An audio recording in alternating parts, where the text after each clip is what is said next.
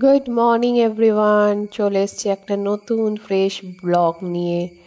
আজকে দেখো কি সুন্দর রোদ উঠেছে, প্রায় এক সপ্তাহ পর।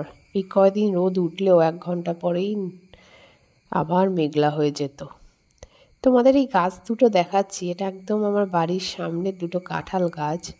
এই গাছ দুটো যে আমাদের যে পরিমাণ এঁচোড় আর কাঁঠাল খাইয়েছে তার তুলনা নেই। ওই দেখো উপরে কাঁঠালটার অর্ধেকটা ফেটে পড়েছে, বাকিটা গাছের সাথে লেগে রয়েছে। আর এই পেঁপে গাছটাও আমাদের অনেক পেঁপে দিয়েছে। এখন যে কটা পেঁপে হয়েছে সে কটা খুব ছোট। এই দেখো আমার গণেশ, আর এটা মা এনে দিয়েছিল মনে হয় শান্তিনিকেতন থেকে। চলো চলে যাই আজকের রান্নায়। মাসি রান্না করেছে আজকে কচুর শাক চিংড়ি মাছ দিয়ে, আর ব্রেকফাস্টে মাসিদের হয়েছে গোলা রুটি, সাথে দুধ চা।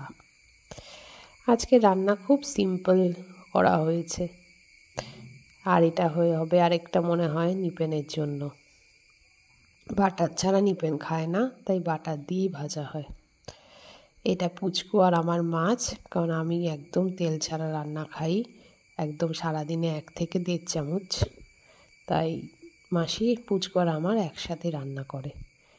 ব্রেকফাস্টে আজকে খেয়ে নিচ্ছি মুসলি আর দুধ, আজকে কোনো ঝামেলা করছি না।